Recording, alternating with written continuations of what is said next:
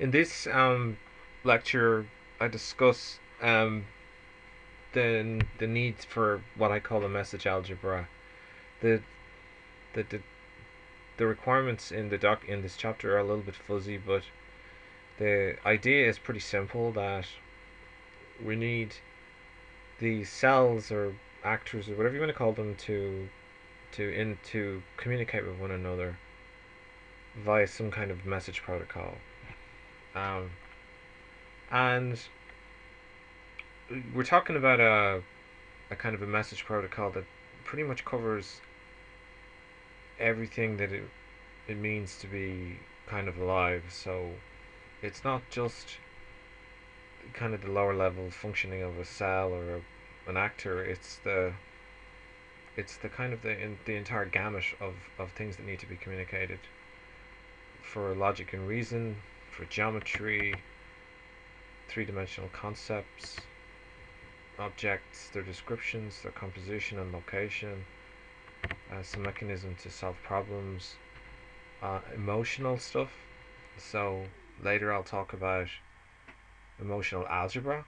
Um, then, so the idea is that this uh, message algebra has different types, and we'll have types even that sort of register, uh, sort of the temperature, the pressure, and so on. If one receives a cut on the finger or whatever, the messages will be other kinds of messages, and so on. There will be messages for temperature, for light, and so on.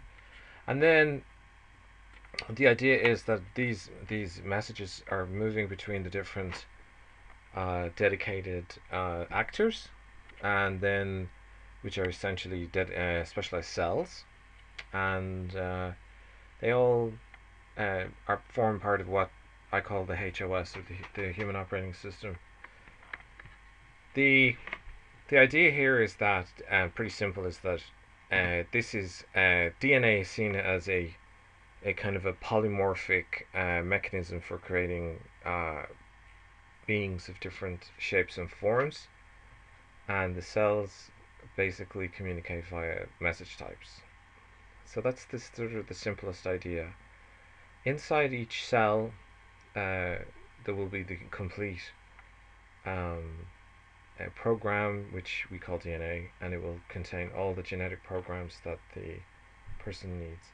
So as we move forward into the theory, the idea is going to be pretty simple. There's going to be a gamut uh, of message types, and there's going to be dedicated apps associated with those message types, coded into specialized actors, which we would call cells. It doesn't have to be a human cell, it could be any kind of a cell. And the idea is to copy this design in the thinking machine. I come up with some pretty simple, kind of high level pseudocode for what messages might be trying to describe. And then I talk about next the reason for language. So the idea is that in this case is that when human beings, for example, have language, the idea, according to this theory, there's an underlying internal language algebra for the body, and there's a mapping mechanism to that. I'll talk about that later. So there's a natural HOS language within the body, which gets mapped to the locale, and this is the reason why, for example, there's so many languages, there's so many written symbols, and so on. I'll talk about that later. In this theory, the consciousness is the messages, and they're gathered together in certain ways, which I'll talk about, and they're paired and they're filtered through a certain part of the brain, a sort of an SC, I call it the system consciousness. It's the location where all the messages are kind of come together that are based on goals and needs. I also have some more pseudocode, and then I talk about memory. And in this theory, when one talks about memory, it's about storing message stories, message types into groups, which are called message stories, and that's what's stored in the brain according to this theory. So when one remembers things, one is recalling these message stories, and these are based on the HOS. I do a simple example of a HOS example where I have visual messages and I have triggers and so on. But the basic idea is that the messages contain semantic information. The specifics of what they actually look like, I'll talk about later. I kind of make a comment here about um, there's psychotropic drugs people can take, and people often say, oh, they're tripping. So how does that fit in with this idea? Well, the idea is pretty simple: is that uh, in this theory, there's a part of the brain which builds images based on messages that go into rooms, virtual rooms, and if those messages are in some way affected by some kind of chemical ingested, such as LSD, for example, uh, the room that you're in can become very odd. So the architecture is very logical here. The human brain, according to this theory, has some dedicated genetic cells, which basically build what we would call a room in our mind. And if you take certain drugs, then those messages get altered and messed with, and then suddenly you imagine yourself in this strange reality where, a table might um, just appear on the ceiling or something like that while you're taking the drug. And that's why, because the messages that are being going into the system consciousness and through to these rooms in your mind are being messed with, and therefore you get these strange effects. Now, to be more specific, in terms of the human biology and cell biology, cells have what are called cell receptors, and I'll just talk about that briefly. So, the message protocols that I talk about in traditional medical science are described using these cell receptor diagrams, and there's many different cell receptors, and there's a nucleus, and there's the cytosol, and then there's the receptor types, and there's a bunch of them. But if one maps this cell diagram to our to our to the architecture I'm proposing, the nucleus contains the complete program. The cytosol contains sort of runtime information. Later, I'll talk about apps being turned on and off, and I'll explain how medically they describe that. And then the receptors have certain shapes, and some use electrical induction, but the basic idea is a message goes in and a message goes out, and there is a section called the cytosol, which is like runtime information, and inside is the nucleus, as I said already. So this architecture is basically a kind of high level version of what's sort of going on in terms of individual cells. Now, the specifics of actual cell messaging is quite complex and is very technical, but the point of this architecture is just to take the core idea of messaging. The cell is an actor, and messages come in and go out. And I'll talk some more about the structure of how we model this cell in the architecture. Uh, so next, I talk about messages can be aggregated through the system consciousness, or SC, and it can be messages like chairs at a certain position and person sitting on a chair, and these things go into our visual processing system. One of the more popular visual kind of games that are played is the old lady and the young lady. So if you look at this picture, some people will see an old lady, and some people will see a young lady.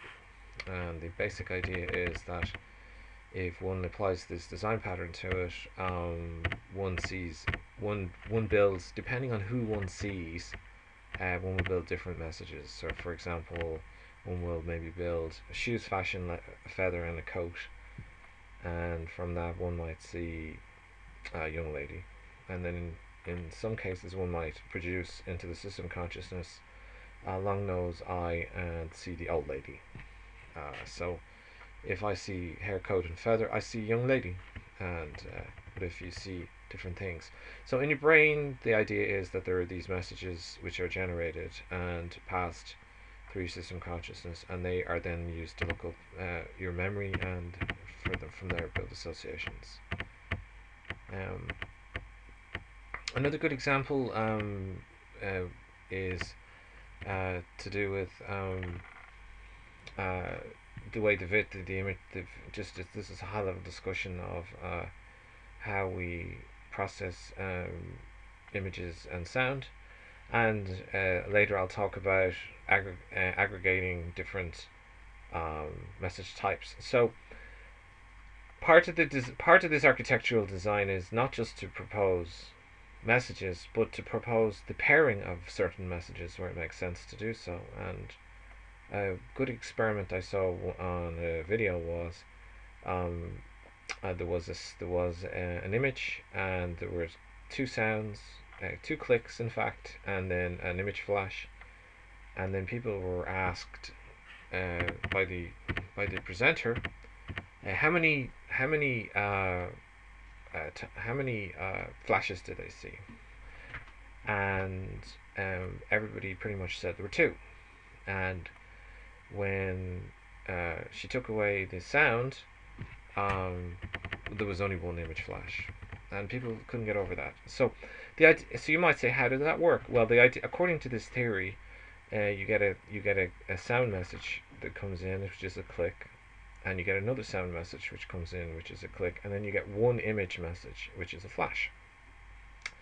But according to this theory, the brain pairs sound with vision, just like on a regular movie you'd watch. The two things are paired. So the idea is that in the brain, those messages are paired. So if you get two clicks and one flash, the brain, and they're close enough together, the brain will pair the sound with the flash and the sound with the flash, and your brain will see two flashes because it pairs them up. There's, if you imagine like two cues, one is like a sound cue and one is an image cue, and it samples them, it will get two flashes, even though there was just one. But you will experience two because your brain is sampling and joining the sound with the image. It makes sense. It's from a evolutionary viewpoint that we combine sound with vision, and these kinds of experiments tend to kind of show that we are doing this. There may be another reason why people see that, but according to this theory, that's the case. Um, I have a sort of an idea here, which is the theoretical basis for cancer and a theoretical solution. I'm not really claiming that I have a solution for cancer. And what I'm saying is that what I'm saying is, and what I'm trying to say here, in maybe not in a very elegant way, is um, if one just thinks of cells as actors or specialized cells that take in messages and push out messages, and all that cancer is, if when I emphasize that word, I'm not glib when I say that word. If all the cancer is that the messaging is messed up, then you can imagine a cell just doesn't know how to stop growing, or it just gets into a bad state. So cancer in this theory then is, and this is reasonably well accepted, I think. I mean, there are many types of it, and it's not easy to deal with them all. But at a very simplistic level, it's essentially a cell with a messaging protocol that's gone wrong. So theoretically, you just find the cells that have gone wrong. Not an easy thing to do in reality, and you get rid of them.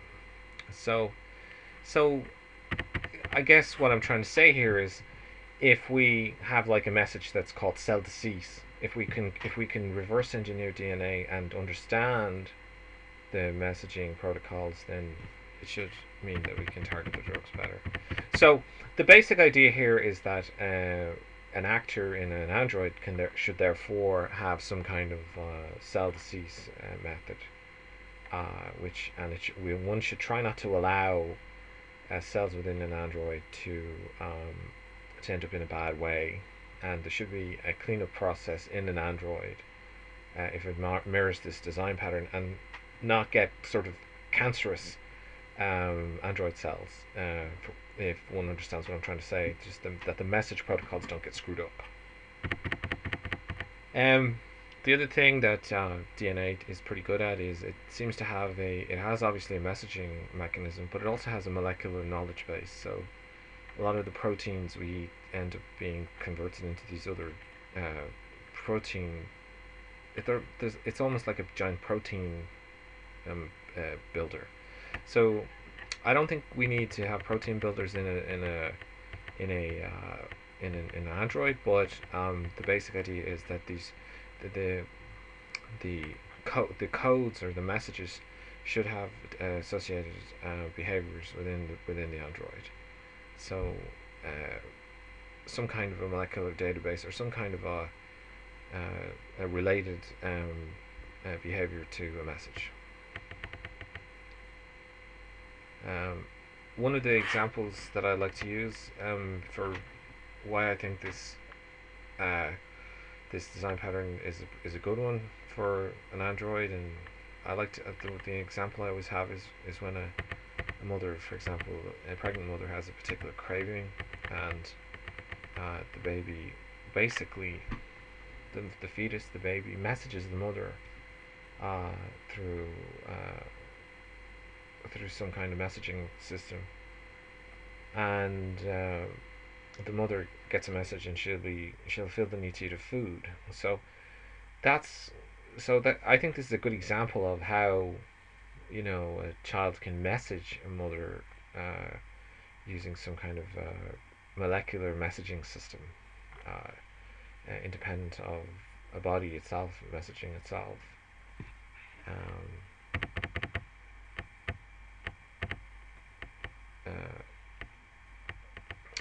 I just talk here about you know some examples of where a mother eats a particular food while having a child, and the child then in later life likes that food. So I kind of imagine that being sort of like a messaging protocol where the food details are passed down. I talk about the the kind of, if you were an android, there might be certain locale type information for messaging information for locale. So I'm starting to develop the idea here of the HOS algebra in terms of different specific requirements. So this is locale information. Um, Next, I talk about the way there's more than one way in the human body that messaging is transferred from through the body. So there's obviously the central nervous system where you've got nerve endings, and it's kind of the fast system, and then you have the endocrinology, which is the blood based messaging. So these are your hormones and things like that, and these basically are messages that are sent from your brain down through into your bloodstream and to various organs, and it's kind of like a broadcast message. We think of in this theory we think of these hormones and so on as sort of like broadcast messages into the bloodstream and targeting particular organs to say things. So, for example, the body will inform the brain that it's low on glucose in the brain, and then the person will then get a craving to maybe eat something sugary. But the idea is that this is a specific message protocol carried in the bloodstream, and then the brain will then produce other messages which are related to it. So I'm trying to basically flesh out the idea of messaging in a body and the different types. So this is the slower one, but it's a kind of like a broadcast one. So I say one like end doc.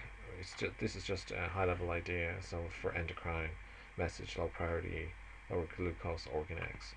So the idea is targeting an organ and trying to lower glucose, and the cells know what this means, and they'll target a particular organ. They'll know where it is in the body, and so on.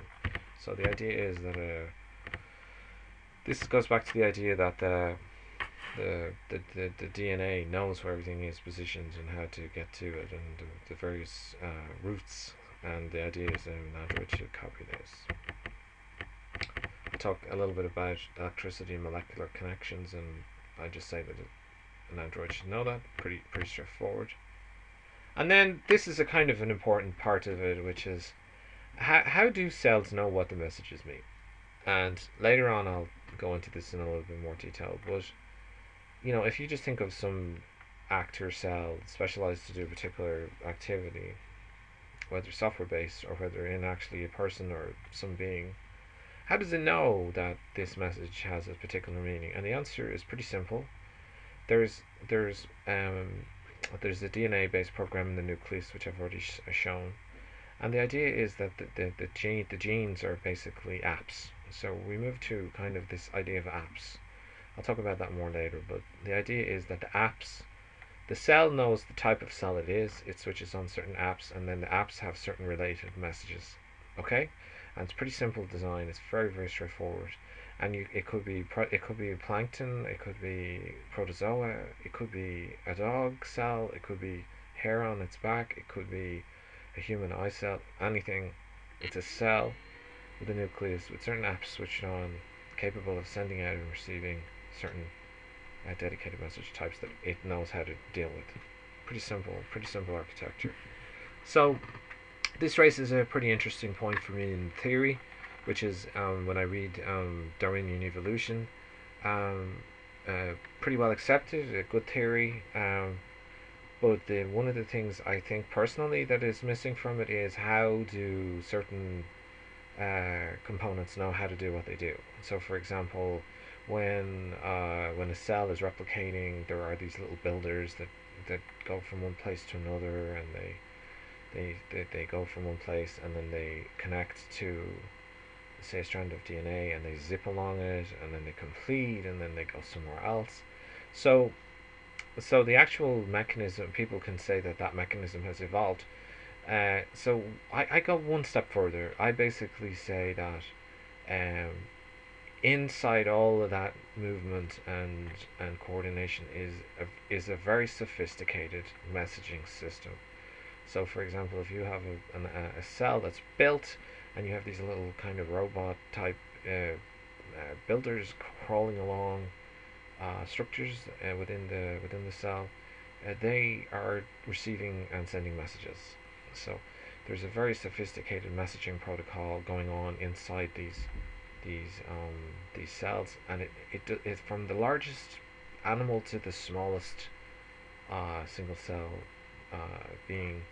These messages are flying around, and they're understood because apps are switched on at a genetic level, and they're in the runtime system of the cell, which I'll talk about. So the bit I add to it is the messaging protocols. So the focus is on the messaging protocols with the apps and a runtime system and so on.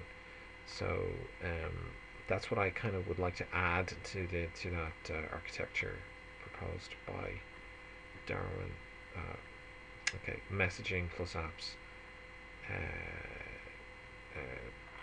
Multiplied by many different cells equals intelligence, according to this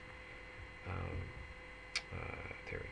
Okay, so what does it mean for something to be intelligent? This is a little bit like what I just said. It's the DNA based. I call it the DNA based HOS messaging, which is to say that all the cells in our bodies are messaging each other. The cells have specialized apps that they have switched on. I'll talk about that as well, and it's pretty well accepted that there are certain genes switched on, switched off, which I call apps. And when they all kind of work together, we get this kind of intelligent behavior. And then from that, we get this sentient approach. Now, the sentient stuff will be later described. I'll talk about vision. I'll talk about vision, I'll talk about hearing, I'll talk about balance, I'll talk about music, I'll talk about all these memory, I'll talk about goals and so on. But just all I really want to communicate here is the need for the messaging, the types of messaging, and how the messaging represents all the different things that can be done. One of the slightly controversial ideas I have in the theory, I call it adaptive messaging, and so what that is really saying is if you have a strand of DNA and you have a machine reader that runs along it, um, and it generates these protein machines which build cells. I say inherent in all that is a messaging protocol, which I've described, and that's the machines know how to uh, proceed, and they know when they're finished, and they message that. But the other thing I kind of argue in favor of, according to this theory, it's um, probably a bit controversial, is I say that I say the being knows best, as I put it here, and hang on, the being. What I say is that the being knows best, and what I mean by that is that the the body of the being will message itself in terms of what it needs, and it will can then re-encode those messages. So not only can a machine read messages, but it can receive them and then generate kind of DNA fragments for that.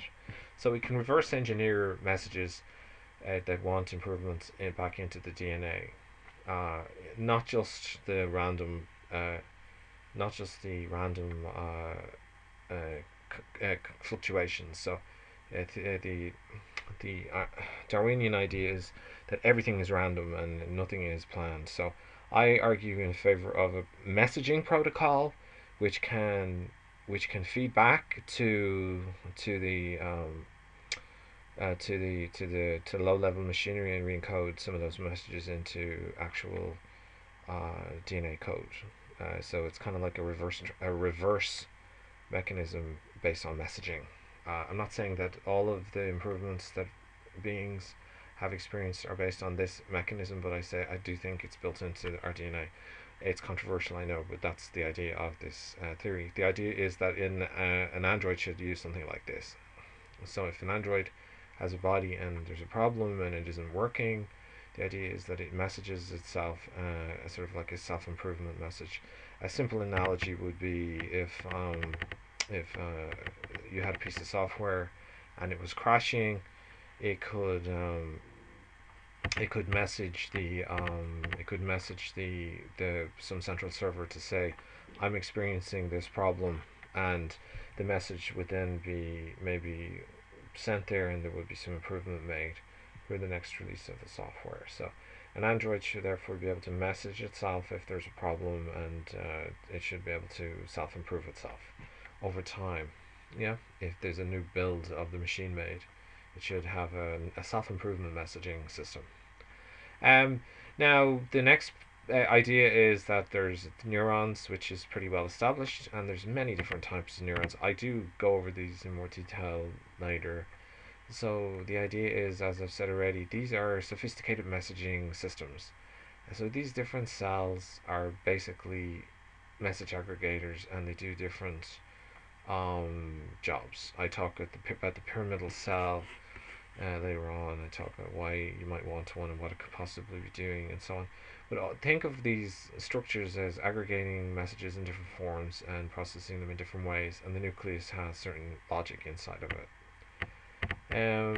So I say instead of seeing them as neuron types, I see them as message algebra types, and so on. So I then talk about there should be an and or not idea. I talk about that later, how that can be achieved, and I also mentioned message group joined, message queue should be joined. I've talked about the sound and the image idea, and it's not just sound and image. I'll talk later about how we can pair up different message types in the brain and sync up things. Then how do we learn them, and this is into the area of memory, which I'll talk about later. And then I talk about sleep. That's a big topic. I have a section on that later. And how do we optimize them when we're sleeping. Figuring out the closest match. This is kind of a memory lookup mechanism. and then how they get routed. There's different in the brain. There's different circuitry, and the messages flow around in a certain way. I'll talk about that as well. The semantic context is part of memory as well. And another important topic is goals. So we want messages for goals. So you might say, I want to be an electrician, or I want to work with machines, or whatever. You have these goals in your brain. How does that work? But they're message types, specialized message types that drive behavior. So traits and memories. So this is another idea that's maybe a little bit controversial. This goes back to the idea of a spider building a web. So spiders have other spiders, and they go on these tiny webs, and they fly off into the distance, and they arrive somewhere, and then all of a sudden these tiny spiders build webs. So the idea is pretty simple, is that there are certain message stories stored in the DNA, and this goes back to the idea of self-improvement messages, where you record things, a bit like a video player, where you record how to do certain things. So spiders record how to build a net, how to build a web when they work, and then they pass this on to their young, and they reverse engineer the messaging that the vision system and the planning system produces is re-encoded into the DNA. That's how it works according to this idea. The idea is a bit like the salmon who knows where to spawn. You've got the birds who know how to fly in a particular direction. These are, according to this theory, these are message stories and stored in the DNA, passed on to the young, and they just know this stuff. It just comes naturally to them. The simple analogy would be the child who, when you throw them into a pool when they're very small, know how to swim. Nobody taught them how to swim, and they just know how to do it. So the idea is that certain message stories are switched on when they're a certain age, and then at a later stage these stories are removed, and then the child has to be taught how to swim with a coach. And then there's algebra. There should be algebra for math and for different languages. I'll talk about that later. For video side and audio, and then an important topic is runtime systems, and this is pretty important. I'll talk about this later, but the basic idea is that it's not a cell system has a runtime system. It has the type of cell it is, the age of it, the current state of the cell, and this is where we enter the world of epigenetic markers. This is a pretty big topic in DNA research. Pretty important stuff, where certain markers get turned on. I call these apps. I say an epigenetic marker, it means a certain app is switched on or enabled or not. And then there's obviously the messages. So it's pretty important stuff. But I'll talk about that later in other sections. And then that's pretty much it. So there's a lot there. But the gist of it is the messaging and how important it is, and how to think of cells having that facility. I'll talk in more detail about the apps and things, and I'll sort of map them to the terminology that's used in present day genetics. That's it.